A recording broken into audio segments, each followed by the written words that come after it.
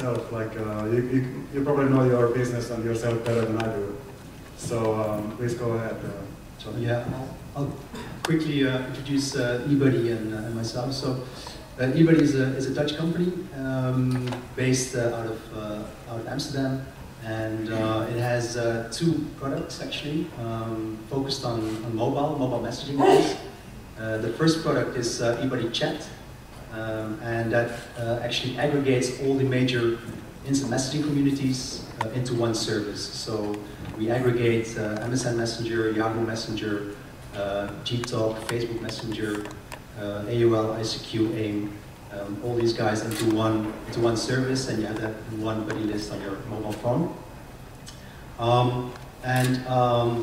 The other service that we just recently launched is eBuddy XMS, and XMS is more like a the operators, they call it an over-the-top service, and it actually competes somehow in a way with SMS. So a user can send, as long as he has a data bundle, can send free messages to any other XMS user.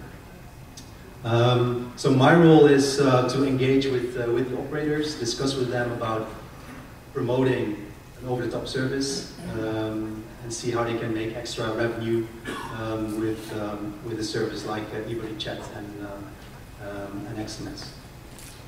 Okay, hi. My name is Noritaka Kobayashi from Glee. Glee is a quite young company, just established 2004, just 7 years and a half. And we Glee providing mainly social game services on mobile, especially on mobile. We don't any games on PC. So actually, almost all guys this company room don't know Glee. It is because our main business was Japan just 1 year ago. And just 1 year ago, we acquired a US company called OpenFint. Then we began to expand the business to the world simultaneously. And so for the last only one year, we have established 8 offices in the world. And then actually now I'm based in Singapore.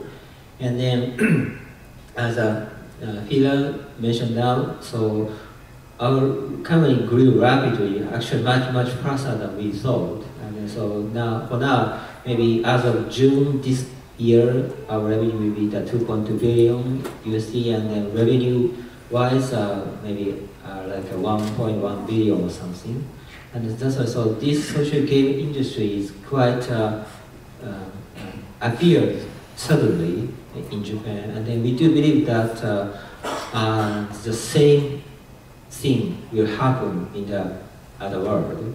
So far, such a social game industry on mobile appeared only in Japan or Korea, maybe partially in China or in the US. But we do believe that such an industry will appear in the world. That's why so now we try to expand our business to the world.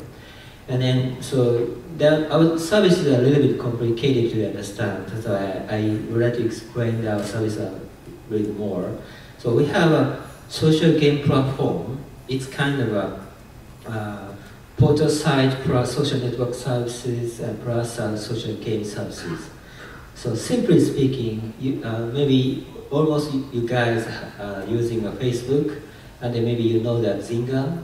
So it's mainly on PC. So we agree, simply speaking, like Facebook plus Zynga only on mobile and only on the iOS and Android. And so far, we have more than 200 million users in the world. And then like 30 million from Japan, less of 170 million come from the rest of the world. And then so far, we have already gathered a huge number of users in the world. Then this year, we try to monetize global business, not only Japan, but also the other area. Yeah, so this is kind of a brief introduction of Glee. Okay, thank you. It's a very interesting topic, over-the-top players. In past years, the industry has grown, and like we discussed with Johnny, the open research has actually announced the figures that 13.9 billion USD in 2011. That's 6% of total SMS revenue was basically lost to OTT players, and this is due to the social messaging. So it is very hot potato for carrier industry itself, and like looking at it, we should think about what kind of ways look there for carriers to engage with their customers, with eBuddy or Grid in partnerships or other ways, other means to do this.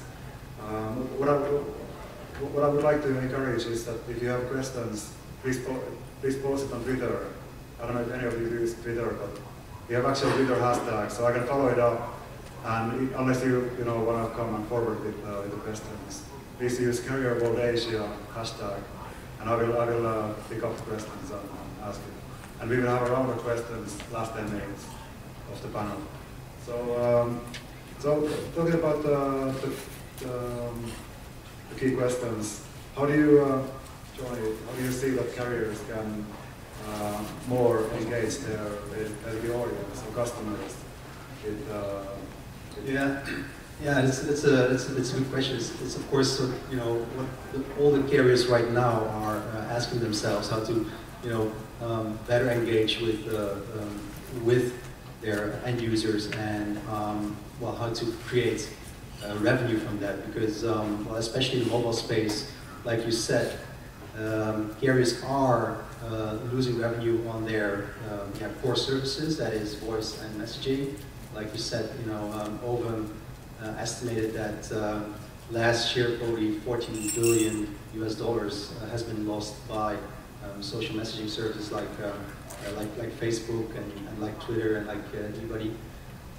So that is that's a lot of money, and that's probably going to be more. So the question here is like, okay, how can operators compensate for that revenue?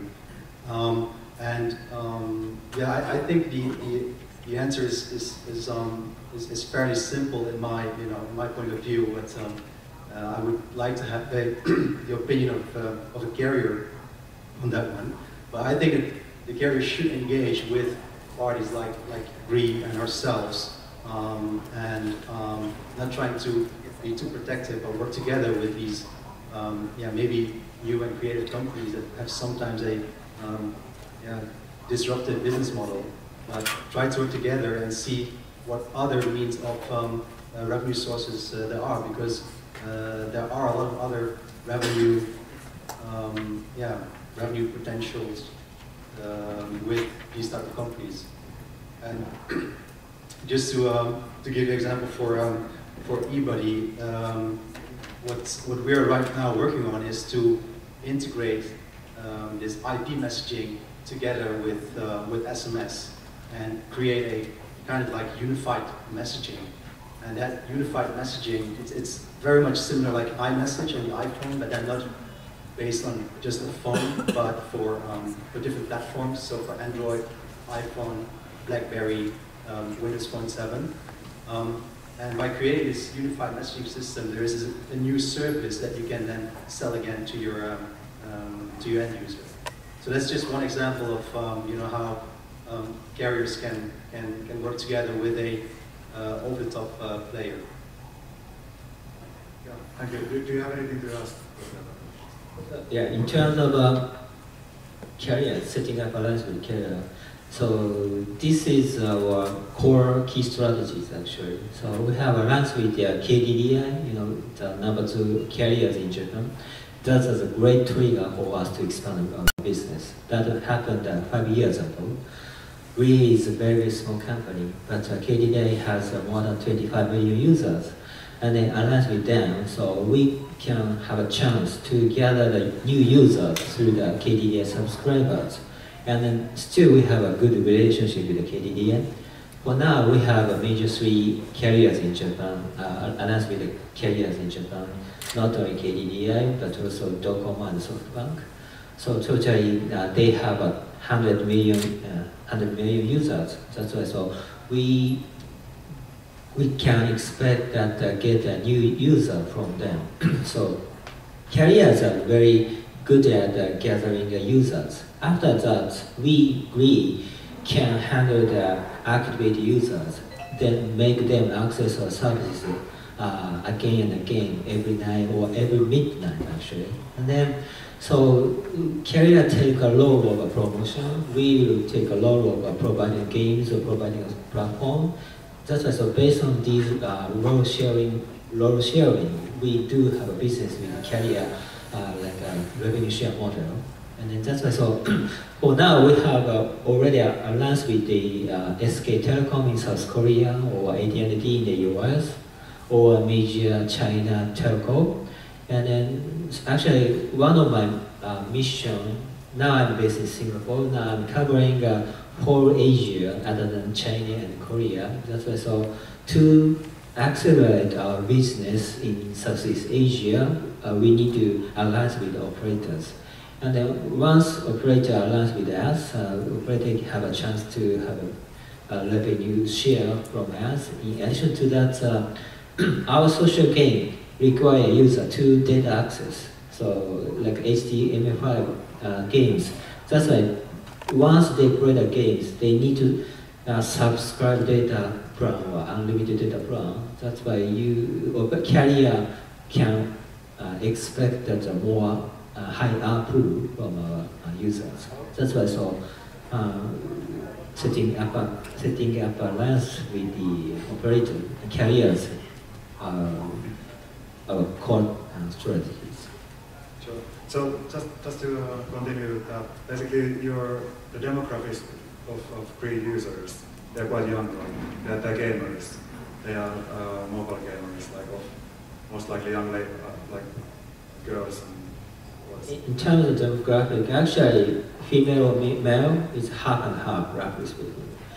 And then everybody thought that a game just for the young, just for the teenager or something. But our revenue based on the maybe mid-20s or mid-30s.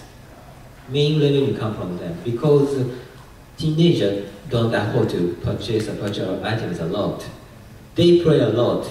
But actually, we provide in-house social games, but every games are free to play. You can play for a long time, free to play.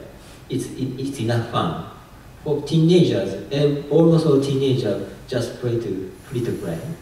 But on the other hand, mid-20s or mid-30s or maybe mid-40s, they don't have enough time to play. That's why they purchase virtual items to quick game in. That's why, so mainly our most of our revenue based on the 20s or 30s or 40s. Yeah. So, and it will be like your community-based service, and it's all social. Like how do you engage? Just give ideas for. I mean, you engage with channels like Facebook, or I mean, in Japan it's your own channel, own social things. What is it exactly? Or do you have any kind of special ways to get? I mean, you got great numbers. So I try to explain it. So we do have a social network services, and then so I will explain the Japan case in Japan. In Japan, we have 30 million social network service users.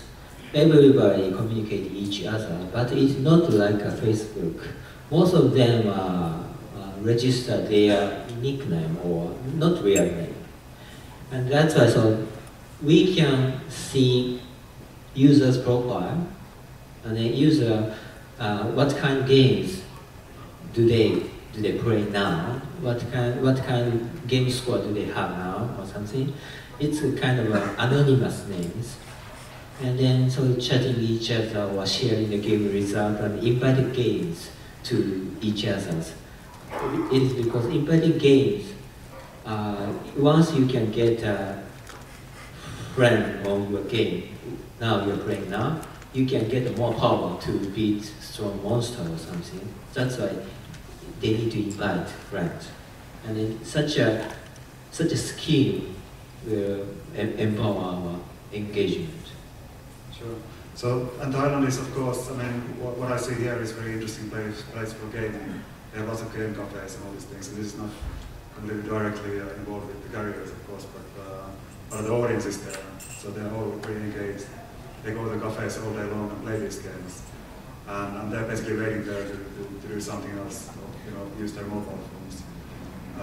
So I'm wondering, like, so you have 7,500 games, right? Was that something like that? And from that, like, what kind of games is it? Is it like just to cover like a little bit, and what could be the things that would kind of get traction on Thailand? Okay. In terms of the number of games, we have roughly 7,000 games, but most of them, more than the 6,900, is just a casual game, playing a ball game or a puzzle game or something. But like 100 or less than 100 is kind of social games. But you need to change your mind of the games. Once you hear that the games, you play, you need to concentrate on playing games. It's just all games. Social games on mobile is quite different from such old stuff. And then you don't need enough time to play the social games. What you need is just only 1 minute or 2 minutes or something. In Japan, maybe everyone know that commuting time from home to the office is like maybe 40 minutes, 50 minutes by train or by bus or something. During the commuting, if you have 1 minute or 2 minutes, you will have fun through the games. So, for example, the great console game from the Nintendo or something, it costs maybe $50 or something. Those who buy such a console game really would like to play the game, and they need to concentrate on playing the game through the midnight. It's just old stuff. Our social game is not like that. Our social game is free to play. Just that most people don't actually want to play a game a lot. It's just, they play it because it's just free to play. Then if they have 1 minute or 2 minutes, they just happen to play it. Then they stick to play it after that. So you need to change your mind on what game is. And then we provide a social game. It is not quite different from just a simple game. Sure. So basically, it's more like part of your everyday life. Like social is part of your everyday life. So what you're saying is that you don't actually go out and play games, but it's all basically part of your everyday communication. It makes it more fun. Yeah. That's why. So if you are the beginner of the social game, when you begin to play our social games, or 5 or 10 or 30 minutes or something, maybe it is boring. But after that, once you realize that invite a friend is interesting, you realize it's very, very interesting, and you cannot help but playing every midnight or just going bed. Sure. Yeah, exactly. Yes. So games are fun, of course. I mean, that's a conclusion to that. Joe, please give you some time also. Like your demographics, you did not mention things. No, so we have, for the two different services that we have, eBuddy Chat and XMS, we actually have two different types of users. So eBuddy Chat is really being used by the youth. So that's the youth that is used to chat with each other on MSN and Facebook Messenger. So that is about 15 to 25-year-old. XMS is actually completely different. It's used by youth, but also by enterprise users. So actually, it targets everybody with a mobile phone, not only a smartphone, but also the Nokia S40, the Nokia feature phone, and the Symphony phone as well. So we have two types of users, and that is because we have one is coming from the instant messaging community, which is really a youth community, and the other one is more a mobile-centric product that is used by everybody. Sure. And for what comes to communities and social side of things, which way you engage with users? Sorry, which? What way do you engage through social channels like Facebook. Yeah, well, the thing is with messaging, we don't need to engage the user, because messaging itself is, of course, very engaging. It's not like that we have to make it a very appealing game, because messaging itself with your friends on Facebook or on MSN, or just with your friends that you have on your in your address book of your phone. That itself is already content, right? So, what I believe, for example, is that group messaging is going to be, well, maybe it's a bit over the top, but I think group messaging might be the next Facebook. What you see is that, especially in the emerging countries, group messaging is so popular. We started off with a group messaging of 10. Then we looked at it and we're like, well, a maximum of 10 people in a group chat is not enough for the emerging markets. So we upped the limit to 20. Then we were talking to operators and they were like, yeah, but it should be even more. It should be like 100. So we're now working on having a group chat of 100 people. And what you see is that people are just, talk about anything. And everybody is saying something about a certain topic, and it doesn't mean that every time that you get a message that you will read it, but what happens is that there is a constant chat going on, and when you have free time, you're at a bus, then you just catch up, you go through the whole thread and look about what is being chatted about, and then you give some input. So it is like the ultimate user-generated content there, which we have nothing to do for. We just facilitate, a group chat and, providing a good application that works on basically any phone, both be it a smartphone as well as a feature phone. Sure. Okay, that's good. Basically, I mean, since I think if you look at mobile phones, they have changed quite a lot in last perhaps 10 years. I mean, you have Nokia, which was more kind of controllable itself, the platform.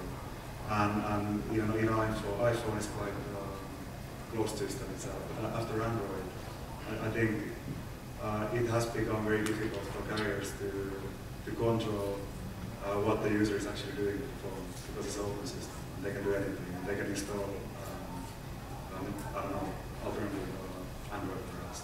So, I mean, how do you see, what is the way for carriers in this kind of open kind of platform age, so to speak? So I used to work for a carrier in the Netherlands, KPN Mobile. It was the incumbent, or it is the incumbent carrier there. And we launched in 2001 the first mobile internet initiative from Japan, from NTT Docomo. It was called iMode, and that was a closed garden. So we completely controlled what was going to be in the portal, what kind of services we wanted in that portal, the pricing, the rev share, everything was controlled by the carrier. What you see right now, and it's like, it took quite a bit of time, 10 years, but right now you see with smartphones that whole ecosystem is gone. So it is a complete open system, and it's a different game for the carriers. My feeling is that a lot of carriers are still looking at like 5 years ago, where they were controlling this game. But this game has changed so fast that it needs a different mindset from the carriers as well. And my point of view is that the carrier should not be to a certain extent they can still control, but they should be the facilitator for companies like eBuddy and Green, and they have all those tools in hand. So they have the billing mechanism, they have a huge user base, they have marketing power, they have contact with the end users, the end user contact. So they can really help a company like eBuddy to become very popular. And in return for that, in return for the billing system of the carrier and using the marketing power, we can give a rev share of to the carrier. And those are new revenue streams that I think a carrier should look into far more and should focus on these revenue streams instead of trying to protect the old revenue streams that are declining, like voice and SMS. You can put a lot of focus and energy and spend a lot of time in trying to defend your SMS revenues, but it's going to decline whatever you do. So better than focus on something where the growth is at. Kobayashi-san, do you have anything to add for this, please? Yeah. As Johnny mentioned that its ecosystem was changed extremely. So, and then actually we agree ourselves had a big business in the future home market in Japan. It's very close market like iPod or Easyware from the KDDI. But just 1 year ago we shifted our business to the smartphone. Now to the global market we are supporting only iPhone and Android. No Nokia phone, no BlackBerry. We are now supporting these two platforms.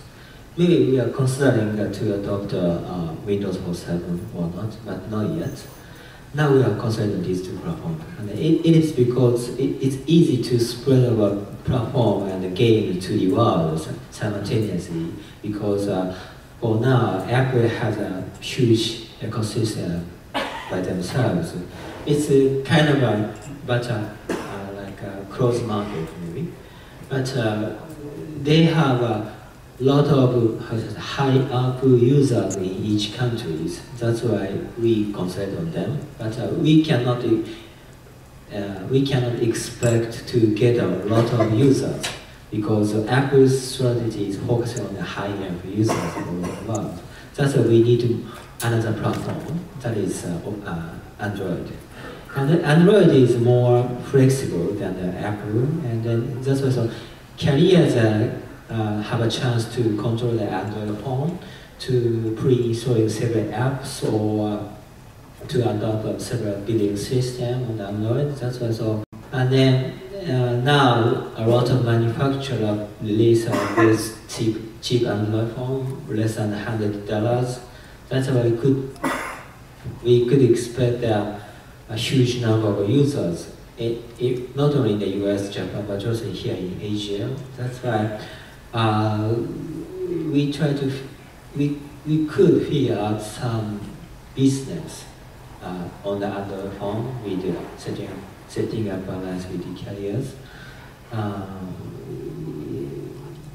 Yeah, and then so what we expect to the carriers is I have two things. First thing is carriers has a huge number of huge customer bases in each country.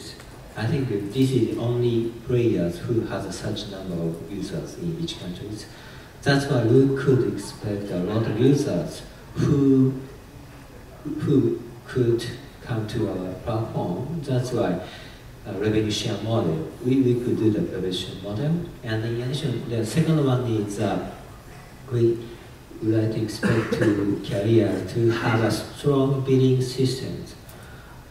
So carriers already have a SMS charge system or operator billing system. So, and then even although the prepaid ratio in Asia is very high, but we need such a strong payment system operated by the carriers, and then to collect revenues more securely. So these two stuffs we are expecting carriers in new ecosystem. Good, thank you. So that's yeah, sort of running out of time. I'm just taking one point before questions. Like what are these personal observations for me? I've used to work for Nokia and I've seen like how systems can get overcomplicated, and it's not. I think I can see it from all perspectives, also from carriers. that it's not easy to build good software. I think that's the key problem, right? It's very difficult to build usable, very good software, and you know, some guys make it like you guys, and you know, it could be also careers, right? But it's difficult. So and the, you know, even like old players like Yahoo, they're also facing that. Their system is becoming over kind of complicated, and they're kind of being pressurized by other people. So I'm just like, just for the sake of discussion, it would be nice to know like what do you guys see. Do carriers have any other possibilities to what they could do, right? You know, like they can partner with you guys, they can build their own systems, perhaps they can buy somebody. Do you have any, like, of course you will say that you have to partner with Cree, but like for, I mean, you would give some ideas for, we like now telecoms, we were supposed to have on telecoms. I think I see a lot of ways that you know what a carrier can do, and I think where the potential is and the revenue potential is in the fast-growing smartphone business. If I look at mobile, and I think there are a few initiatives of operators in Europe as well as here in Asia.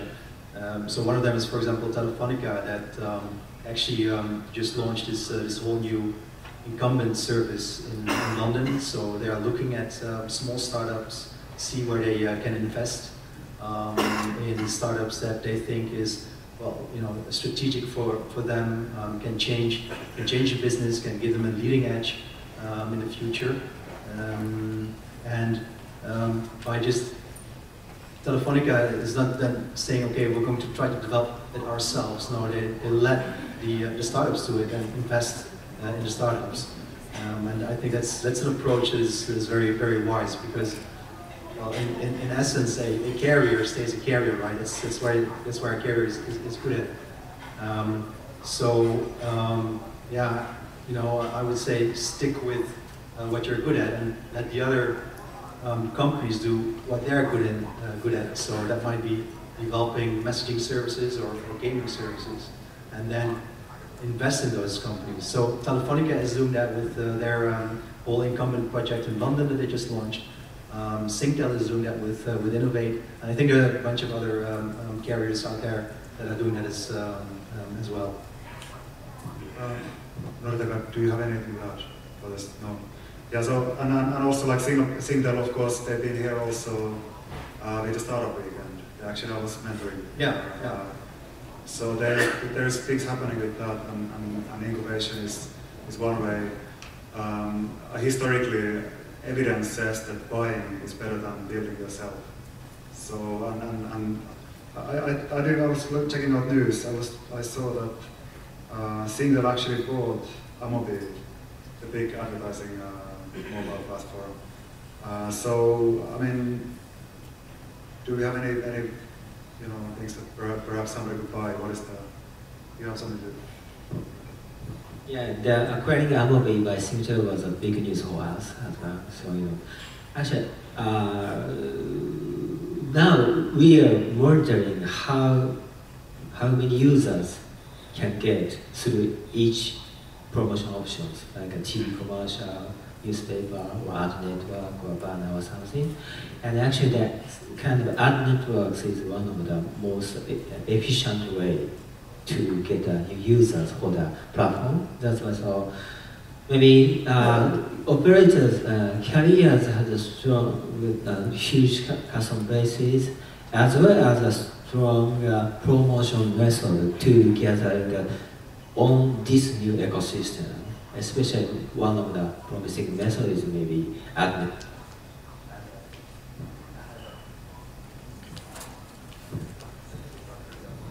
But it's out? Okay. And maybe, okay. Ad network is one of the promising methods. So that's why, so I think the combination of the huge customer bases and the strong promotion method like ad network operated by carriers, its combination could be the best for operators.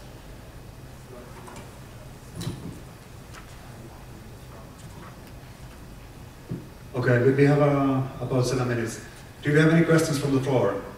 Anybody would like to ask from the distinguished panelists? Yes, please.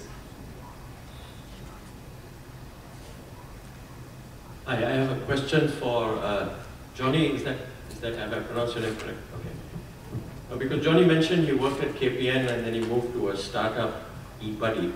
Well, my name is Sid from PIX, Belgacom International Carrier Services, so a neighbor of Johnny in Belgium. I just want to understand what happens, why there is such limited innovation coming out of the carrier space. You were in a traditional telco and then you move into eBuddy, which probably seems like a very buzzing, innovative environment compared to a KPN. What is it for you that is so different between these startups like eBuddy and Gree versus these traditional carriers? And why innovation is so limited? Why can't we find new ways of making money? Yeah, it's a very good question. I think the fact working for a carrier, there is not too much freedom in exploring new solutions. As soon as you start about like, okay, let's do this service that competes with SMS. Then it's immediately like, okay, that's out of the question because we're not going to eat away our own revenue, but that's actually sticking your head in the sand because if you're not going to do it, somebody else is going to do it, and then you're missing out. So what I see is that everybody who's working for a carrier and listed on the stock exchange, they're very strict in ways how they where to go. It's a top-down approach, and they say, okay, the target for this quarter is this. We have to show some growth, revenue growth for the next quarter. That's what our shareholders want to see.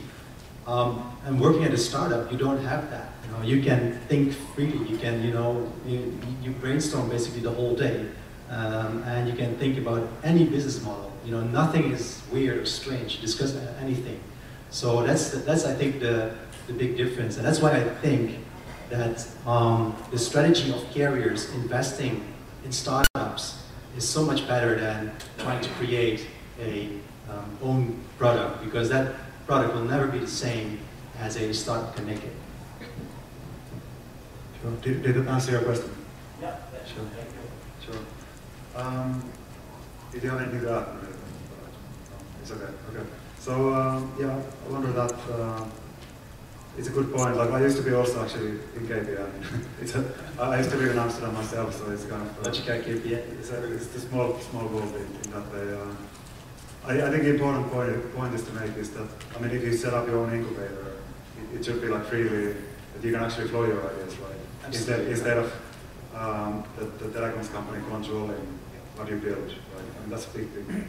I think that's the key. Yeah. Sure. So okay. I think we are actually more or less out of time. Oh, yes, more questions, please.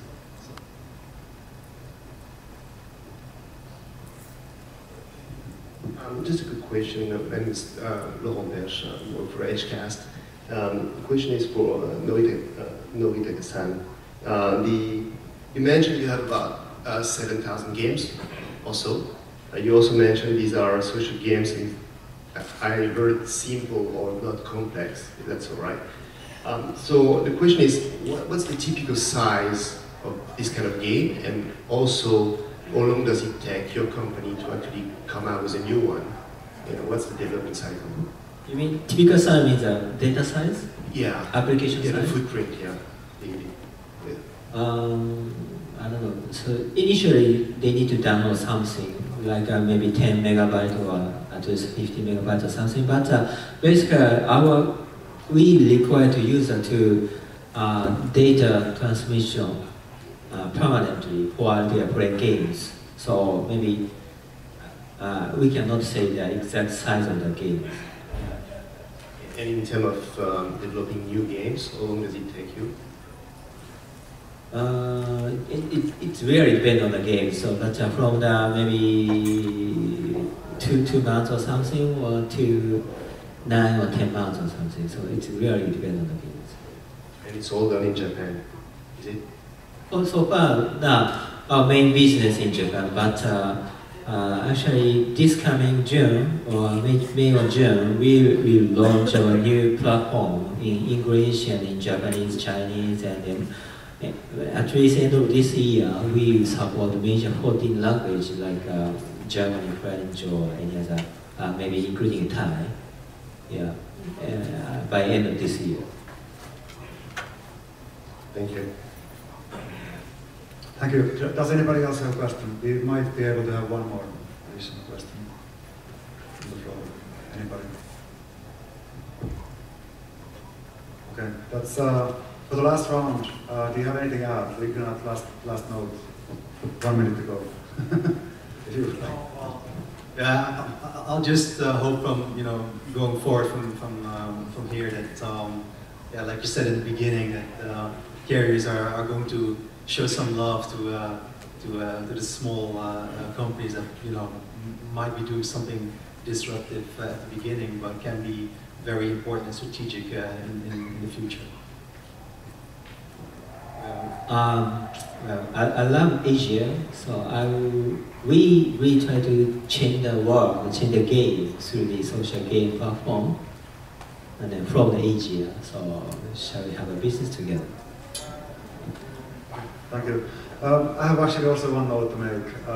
Since I'm from Mobile Monday, we actually have a quite active audience here. I hope I can use this moment to invite you all to our event. So we have next event 28th of May. It's completely free. And we see lots of young tech guys from Thailand. But I haven't seen much of you carriers or infrastructure people. So I would like to also invite you to join there. And otherwise, thank you very much for panelists and an organization for the conference. I'll leave it to here. Thank you.